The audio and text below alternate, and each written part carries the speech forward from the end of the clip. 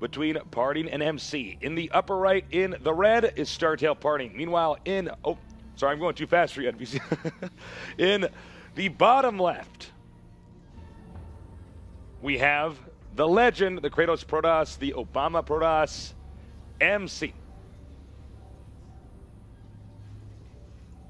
Now, I like the way Parting opened it up, but I felt like it was a big fault in that game that he had was he didn't execute it properly. Maybe his plan wasn't to go 3 gateways, Stargate all in. Usually, it seemed like a reaction, like Artosis was saying. Okay, I killed 2 Zealots, 2, 3 Stalker-ish, and now I'm gonna try and gain, you know, push my advantage into a definitive victory. Because usually, what you see with Phoenixes, yes, they can be used for an all-in, but they run out of juice, right? Exactly. So usually, what you see is they're being used for so much scouting information, and then in order to get an expansion, and then you constantly get confirmation, like a needy girlfriend, about whether you're still on the right path. Exactly. And you know, I think one of the things that makes going Phoenixes so difficult is that you have to economize the energy of the Phoenix so much. It's not just that you pick up the first thing that you see. For instance, you know, a lot of times when people go Phoenixes against me, they'll fly into my base and pick up, they might kill 6 probes of mine, and then I just go attack them. Yeah, exactly. Because they can't pick up my army, and I win. So yeah, so they're definitely a difficult unit to use in every matchup, but very interesting to see them. So thanks, Parting, for that. And now you're allowed to go other stuff. yeah. I'm curious to see if we'll do Phoenixes again this time around. Now, we have the Cybernetics Core. As I have said fairly often, usually after the Cybernetics Core finishes, shortly after that, that's when the real story starts up for Protoss as far as what they're going to do in the matchup. Yeah, because that's when they show us our tech, or their tech. Parting once again, not scouting. Usually, if you don't scout, you should just get your second gas right away so that the opponent can't steal it. There's nothing worse than having no Zealot and no scouting info, and you don't have your own second gas. It's just really, really awkward. And you know, you don't need the money for a 1 gas kind of build. Oh yeah, no, that's actually a really good point. Yeah, that would be basically game over. I mean, you have no options and you have no tech, and that's when you actually you're are easy to playing with read the blindfold on. and you're blind. Right. So, you know, this map, it's a big map. You know, there's a lot of different builds you can do on it. For instance, like I said, the blink into the main. Yeah, this is actually a really good map for that. Yeah, this is actually probably one of the best maps for that. Going around the corners, you know, sniping the pylons on the edge as well. But both players here getting double gas. Yeah, Partings was a little bit faster, I do believe. Let's see. Yeah. Oh, no, actually it wasn't. Both have very fast second gas. MC going with a 3 Stalker. Oh, sorry, Parting is going with a 3 Stalker opening, whereas MC has gone from 1 Stalker into a Sentry and then a second Sentry. So I feel like we could probably see an expansion build from MC. 3 gates, couple of Sentries, and then gonna make a Nexus. Seems very, very likely at this juncture. Yeah, I think you're basically 100% correct about that. We do have a hidden pylon over here by Parting, so I'm curious if that's just something that he's laying down now because he might need it later, or if, you know, he has plans to use that in the immediate future. It's very clear that Parting, you know, going for those early Stalkers, wants to make sure that he can control the watchtowers right away, so that way, you know, MC will have no idea of the location of that the pylon with the 2 Stalkers out here.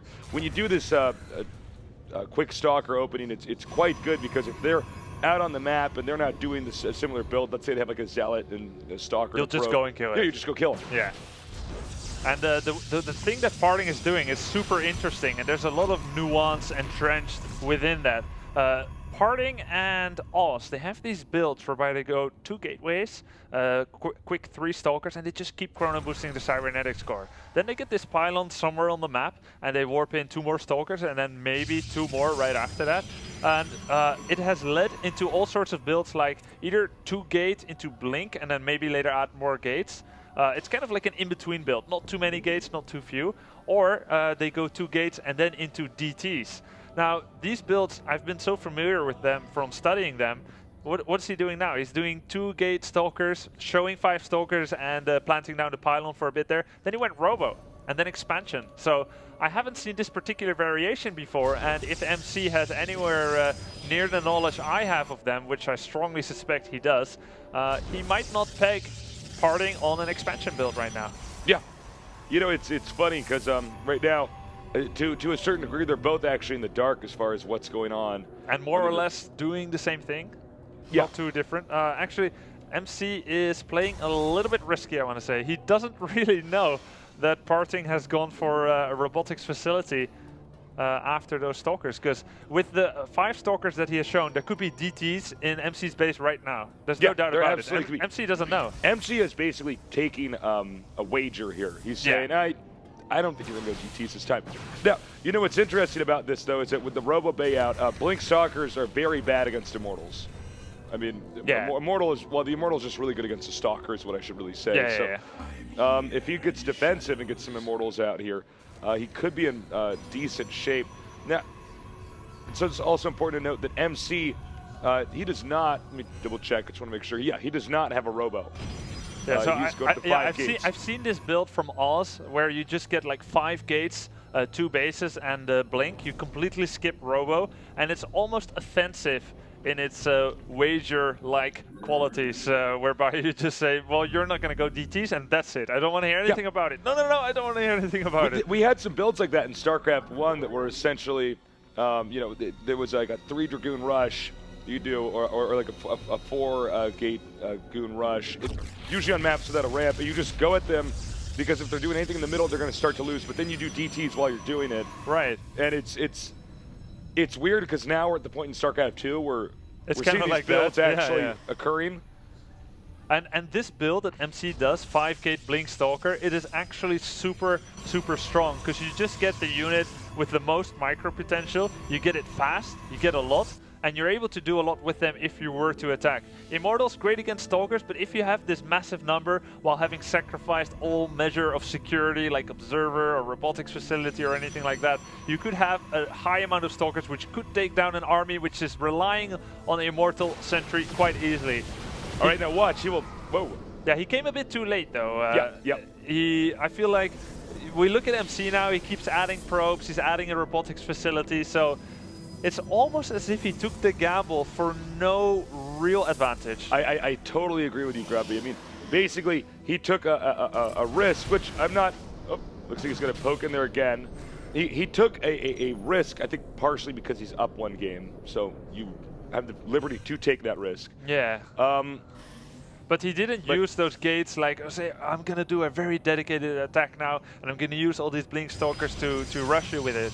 And I feel like that's kind of the strength of this strategy, because we see just 2 sentries for MC. Parting has a lot more. That gives him the ability to control the fights more. And we also see one of the best units in the game in this matchup by Parting, the Colossus being produced. So only now Robo Bay being added for MC, Parting will have a huge advantage in Colossus numbers. And that's why I don't like the build that MC did. It's kind of like if you play PvT and you're going to make a lot of gateway units from 5 gates and then not use them and then tech. That's really not very useful. I agree with you. I kind of feel like that's not the way the game should flow. Now, this is something that you can do if you see that they are just getting heavy gateway units, but they can't get into your base, is you get the second Robo. And, oh my God, well, we'll get to that in a second. You get a second Robo and crank out a bunch of Colossi and just run them over. However, MC, hold that thought. We have a Blink into the main. This is very scary right now. He is going to lose that Robo, which is kind of funny because the other thing I wanted to tell you guys was that he's going for a double Stargate inside of his main. Yeah, look at that. So I would have let the Robo live there personally. But exactly. Let him make a lot of Colossi and Immortals and so on. So that's kind of weird. I mean, there's always this question of prioritization when you get into the opponent's base. What do you go for? And Robo is kind of the thing that Robo you is the want the opponent to Guys, have. Robo is the one thing he shouldn't have gotten. He's going to Stargate with Void Ray. But still, the big story here is that he's going Void Rays. I've never actually seen this build quite like this. Mass Void Rays now? Okay, there's a lot of Stalkers for parting out. I don't really think it's good, but I will reserve judgment till I see how the fight goes. I mean, here's one thing. He saw the Colossus. It's pretty clear that, you know, Stalkers are not necessary. As long as the Colossus has some protection around it, they're not very... Stalker's not very good against the Colossus. Colossus is going to melt him. So I think he's thinking that if he can keep blinking in and out of the main and buying time, he will eventually have enough to where he has so many Void Rays that he can wipe out the Stalkers. Yeah.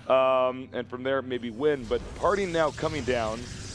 Parting has a lot of gateways though. He also has Blink researched already, so Parting does have the correct infrastructure to beat Void Rays, even if Void Rays win out in the initial fight. Excuse me. I'm not sure that they will. No, I totally agree with you. I mean, yes, he might be surprised. There might be a question mark above his head after he sees the Void Rays, but after that he just makes 2 rounds of Stalkers and he's fine. And let's see now as the fight goes. This is actually pretty good positioning for MC. First Colossus goes down quickly. Now Void Rays forced to pull back. He might want to, well, I was going to say he might want to focus the Void Rays on the rocks. Yeah, charge up on that. But it looks like Parting's not going to let him do that. Exactly. And now just 1 Colossus for MC. We've got 2 for Parting. A lot of Stalkers. Void Rays doing pretty decently. They're not quite charged up yet. We'll take down this Immortal. And, this is a weird PvP, Grubby. Yeah, it really is. I was not expecting to cast a PvP like this with with you when we started up today. So I don't know if I feel a bit conflicted about the Void Ray move. Yeah. I mean, if I were him, I would stop. Would you? I would stop Void Rays right now and just go back to I mean, Robo. it's really hard to say. Void Rays, they're pretty good when you have so many Colossus that the Colossus can clean up any gateway unit like Zealots and Stalkers and so on, but he doesn't have a lot of Colossus, and he also doesn't have Thermal Lance. And now the Stargate's getting unpowered.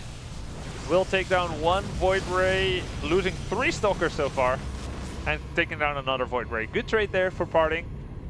And this would be the time probably to stop making Void Rays. Yeah, I think Parting, a little bit baffled here. He's going to go ahead and take a 3rd base. I do not believe he should be attacking into this, though. The presence of the Void Rays sort of messes up everything there. Oh, by the way, another blink inside the main. Killing some probes here. Really nice move, killing a lot of probes who are mining gas. It will, of course, cost MC probes no matter what, and also will have reduced gas mining for a bit. Now MC has 4 probes on one of the gases. Taking a look at the upgrades here, it does not look like MC has any upgrades. No and that's attack. something else you sacrifice when you go like half ground, half air. No range on Colossus, right. No forge upgrades, so it's just looking so much better for Parting, who will now start to mine from his 3rd base. Note that right now Parting is covering, he's peppering the map with pylons right now to make it very easy for him to warp in, an army anywhere. Yeah. And it's just a good thing to do in a PvP. If you have map control, spread out your pylons. It's going to give you a lot more options. And it's also a kind of power play move where you say, okay, I think I'm winning. I'm almost sure I'm winning, and now I want to reduce random stuff. So Warp Prism, DT, Secret Expansions, you're going to see a whole lot more with all those pylons. Yeah, exactly. So really nice play there by Parting. In fact, if you look at the mini-map, it's pretty clear that Parting actually has a very good amount of vision, whereas if you were to turn on just MC's vision, it looks, you can see he's turtled himself in. It's a dark, scary place out there on the map. Yeah, and he's just making Colossus right now, and he is on 8 Void Rays, does not have the attack upgrade, and not making any Void Rays right at this moment, just making Colossus right now. And we'll add a Fleet Beacon. Oh yeah! What is happening? What does it mean? All right. Not Flux Veins in any event. No, it won't be the speed upgrade for Void Ray, which doesn't exist anymore. Probably a Mothership? Mothership, I guess. He will get all these Stalkers. Nice. Is he going to see the Fleet Beacon? Yep. Yep, he knows. And he's attacking it just to show that he's really seen it. Yeah, no kidding. Yeah. I'm sure those shields will have recharged by the time it's done warping it. So, this is... guys, I think this is my first late game PvP I've ever casted. I've casted a lot of StarCraft 2, but it never gets to this point in time. Welcome to a new age. This is a new age. We're having this together, Grubby. We're going to see what exactly is going to happen if motherships are introduced into a PvP. Whoa, big blink in there. Despite all the Colossus being there, I'm a little surprised by that. I'm actually a little bit confused by that. Parting, we're at that level where, I mean, you've had experiences like this in Pro Protoss. You don't normally get this deep. I mean, most PvPs can be pretty short. Well, yeah, a lot of the PvPs are very short. The earlier the game is, the more something can end in just 1 second. Right. Once you get past a certain point, and actually I wanted to introduce the map, but I forgot. I wanted to introduce this map as having seen a lot of Korean PvPs, which do get to this point. I do believe there was a GSL game of MC versus Genius. Oh, yeah, I know what you're talking about. Yeah. Where they were both had 3 base, 200 supply with Colossi. Yeah. Didn't get to the Mothership point, though. If there were 2 Europeans, it would have gotten there, because usually Defender's advantage is so strong in that situation that you're just going to go ahead and go for Mothership. And yeah, the attacker did lose that game, I do think. Yeah, I don't think I've casted a PvP where at GSL where we've had a Mothership, so this is really cool for me. Yeah. And a cool thing about PvP Motherships, did you know that you can actually vortex the opponent's Mothership? I guess that makes sense. Yeah, of course. That's actually cool. Wow. Okay, Mothership out. MC. I guess you have to be careful about, where you put your observer as well. Yeah. Because it probably is very easy to vortex the observer, and then... it could be very problematic for the one who doesn't have vision. Right, exactly. And then what you have to do, if you get your observer vortex, then you have to run and hide inside the vortex. That's the only way to be safe. Observer toilet. Observer toilet. Yeah. Right, we're seeing it here now. MC actually with 1,500 more army value. Just because he only has 39 probes. So he will, if he waits more, he will continue to have a bigger army than Parting, and would have to potentially win this game in 1 fell swoop. Also important to note, it is 2 base versus 4 base. So, now 5. Yeah, now 5. Now he's got to be careful not to get the Mothership feedbacked. Yeah, I expected to see. Yeah, feedback would help, and there we go. High Templar feedback on the Mothership. Okay, so now the Mothership is a giant paperweight in the sky that makes stuff invisible. That kind of sets MC's world domination plans back a couple of minutes. Yeah, well, let's see what happens now. He's closing in here. I think Parting's in a little bit of a positional disadvantage here on the low ground. He's going to have to tear down the rocks. Pretty nice army by MC. You can see Parting's reluctance to squeeze through that little hole in order to engage against that. Yeah, I think, okay, now Parting has his own Mothership. Oh, nice. We see MC's army is being trailed by many observers, at least 3. So he wants to possibly snipe down the opponent's observer. Big fight gonna happen soon. All right, Vortex is 100. Hold that thought. The battle has started up. Everything is blue. I don't actually know what's going on. Grubby, I guess we're going to find out what's happening in a little bit. The Colossus are just hitting each other. It actually looks like MC's army is winning. I'm basing that off the supply count, not off what this actually looks like. Read the numbers, Stace. Let's read the numbers. 74 to 86. Yep. Now okay. 64. Yeah, I totally saw that coming. Okay. Yeah. What happened? The result was inevitable. Of course. 2 base Protoss with a Mothership beats a guy with 4 base Protoss that got a Mothership. How could we be so foolish? Yeah. Giant paperweight fighting. Yeah. Guys, your thoughts over there? That was a pretty crazy game, and actually a lot of good strategy used. All the canceling, the scouting of Parting, finding the double Stargate. Yeah, that was so important. And this is actually so interesting. Axlav brought up during the game that just making the fleet beacon for MC, I mean, it's awesome when you max out to get the Mothership, but that reminds him that he should be getting High Templars, because when you get a lot of Void Rays, you need High Templars for Psystorm anyways, but it never got to that point. What a weird game. And that one misclick in the battle, by the way, It looked was like huge. that Party actually kind of moved into him, didn't he? Yeah, it looked for a second. I'm I like, think oh, the did he kill observer the didn't observer? catch up yet. No, he had an observer, but it was kind of lagging behind. Yeah, so he because probably attacked move, but he didn't attack right away. he walked right into it, and Yeah. I think that actually is why Parting just lost that. I mean, he got like 3 extra volleys with all his Colossus. So, there. so you're saying it was a matter of not controlling? I think it was correctly? Was it the misclick? What do you think, Axel, with that last It battle? was either a misclick or observer might have lagged, and the units kind of ran under him for a second. It was only about 3 seconds. I mean, about 3 seconds with Colossi shooting each Yeah. other. Oh, Yeah. no, It's a long 3 seconds. Everything just was Oh, yeah. destroyed. And like, I'm not honestly sure that he would have won that battle even without that mistake, though. yeah, it's hard to say. I think he really needed especially when everything Psystorm. was blue and For stat, I mean, there was about 8 to 10 Void Rays, and there was enough Colossi that the Stalkers died so fast. I honestly think if he had like 3 Storms that battle, oh, that would have been 3 huge. storms. It He, is he true. owns that battle. Like, And he had Templar. not he just had, that. He I could have mean, had it. and it's all clumped up under the yeah. mothership, and observers die to side storms real quick. So, Yeah. I mean, as soon as you get to the super late game, actually, High Templars become really good in PvP. You remember that time where Protoss could just sit on 2 base, make Void Race Colossus against Zerg? Yeah. And just not Yeah. care if Zerg had Those 2 were the- base or 6? Those Yeah. were the good old days. You just push out. The guy's got 5 bases. I'm I like, love that time, I man." don't know. Look at these rocks. I'm And going it- to charge up the Void Rays and go. Yeah, exactly. And it only worked until they started using fungal growth. Yeah. And what's the closest thing we have again to fungal Side growth? storm. Good point there, analyst. Thank you very much for that. We will start this game You're now as welcome. both players are eager to start. Casters as well.